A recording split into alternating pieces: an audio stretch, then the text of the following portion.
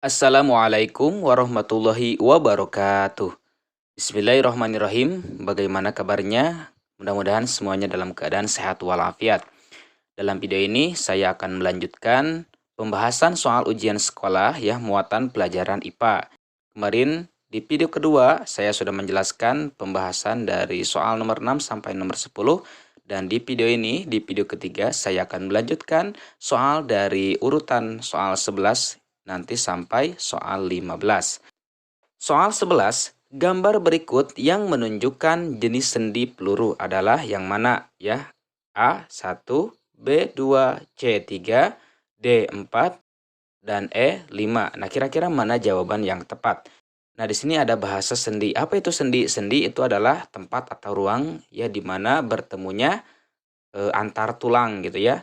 Tulang satu dengan tulang dua ditemukan sehingga akan bergerak gitu ya. Dan untuk gerakan tersebut itu macam-macam. Makanya di sini ada beberapa jenis sendi.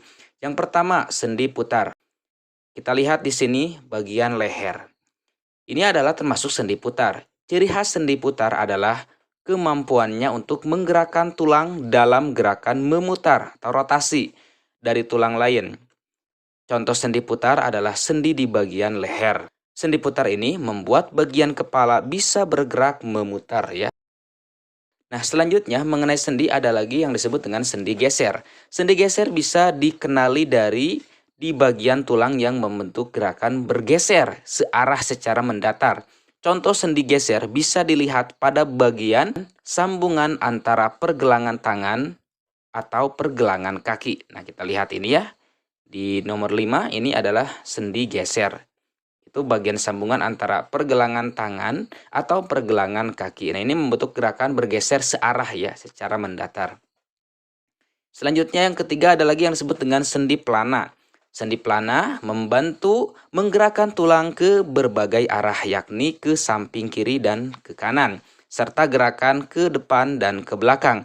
Meski cukup fleksibel, sendi ini tidak mampu bergerak memutar. Contoh sendi pelana yaitu sendi di bagian pangkal tulang ibu jari. Nah, kita lihat ya, ini adalah sendi pelana.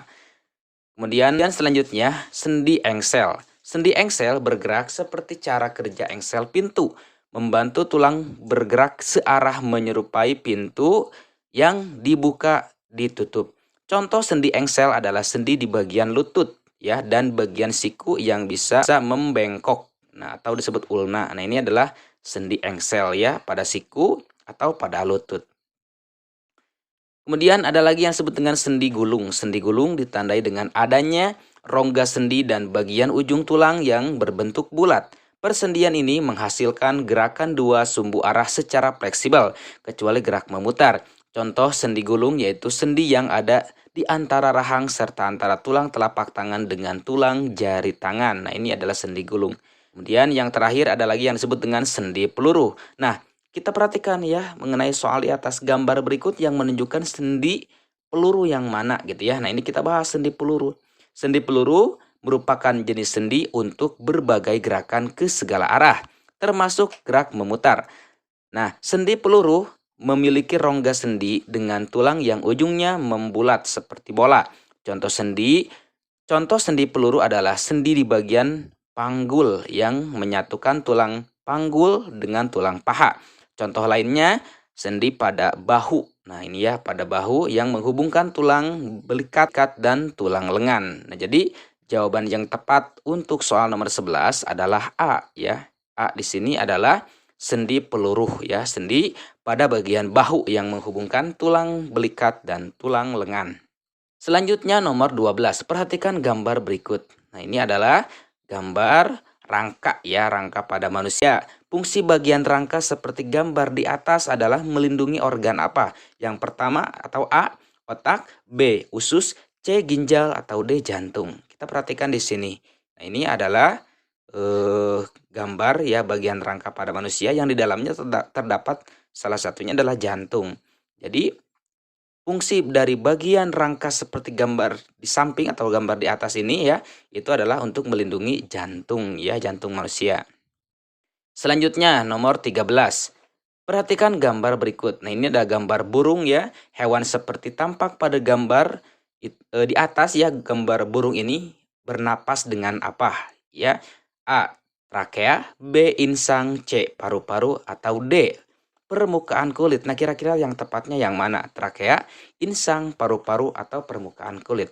Kita bahas satu persatu. Yang pertama di sini kita bahas ya sistem trakea. Serangga mempunyai sistem tabung dalam atau sistem trakea yang mengantarkan udara dari luar tubuh ke sel-sel tubuh dan sistem itu melaksanakan respirasi atau pernafasan. Nah, ini sistem trakea. Sistem trakea ini salah satu contoh hewannya adalah hewan serangga ya. Hewan serangga ini dia cara bernapasnya itu dengan sistem trakea gitu ya, dengan trakea. Kemudian di sini ada lagi ikan ya, yang bernapasnya dengan insang. Kemudian di sini ada lagi burung. Nah, burung itu bernapasnya dengan menggunakan paru-paru. Maka kita perhatikan gambar burung ini ada bagian-bagiannya yang di dalamnya ada organ yang disebut dengan paru-paru burung. Nah, dia cara berproses atau cara bernapasnya ya, bernapasnya itu dengan menggunakan paru-paru. Jadi jawaban yang tepat untuk soal nomor 13 adalah paru-paru ya. Hewan burung itu bernapas dengan paru-paru. Dan kita lihat ya bagaimana hewan yang bernapas dengan permukaan kulit. Contohnya adalah seperti cacing tanah. Nah, cacing tanah ini dia ya hewan tersebut melakukan pernapasannya itu dengan permukaan kulitnya. Itu ya. Nah, ini adalah macam-macam sistem pernapasan pada hewan ya. Misalkan ini adalah macam-macam sistem pernapasan pada hewan. Jadi jawaban yang tepat untuk soal nomor 13 adalah paru-paru ya. Hewan burung itu bernapas dengan paru-paru. Oke, selanjutnya nomor 14. Perhatikan gambar berikut. Ya, ini adalah gambar yang terdapat pada organ manusia ya. Nah, di sini ditandai dengan tanda X. Fungsi bagian X yang ditunjukkan oleh gambar adalah A. Mengasamkan makanan dan membunuh kuman. B. Membusukkan sisa-sisa makanan. C. Mencerna sari-sari makanan. Atau D. Menawarkan racun pada makanan. Nah, kira-kira mana jawaban yang tepat? Kita akan bahas terlebih dahulu ya.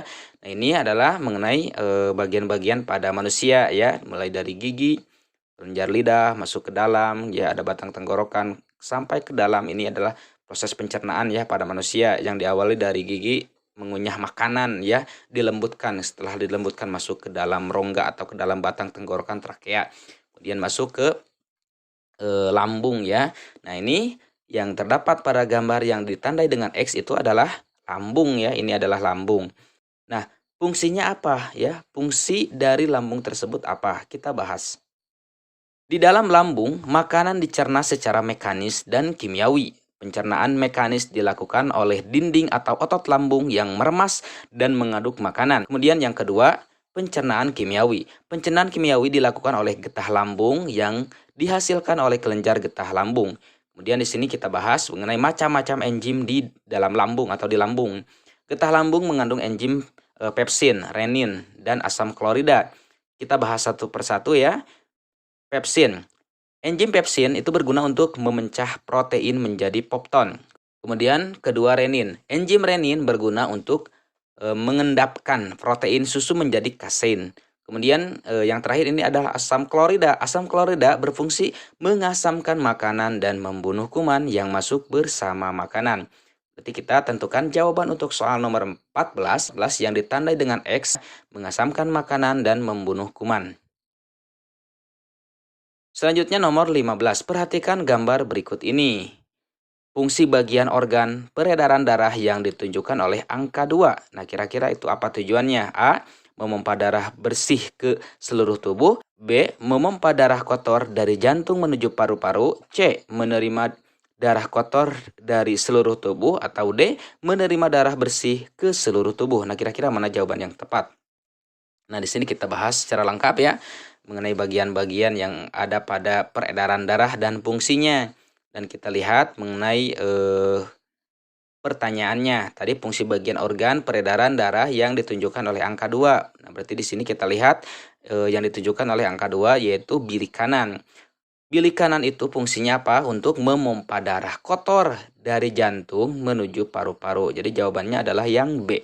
fungsi dari bilik kanan ya karena yang ditunjukkan oleh nomor 2 itu adalah bilik kanan, fungsinya memompa darah kotor dari jantung menuju paru-paru. Jadi jawabannya adalah B untuk soal nomor 15.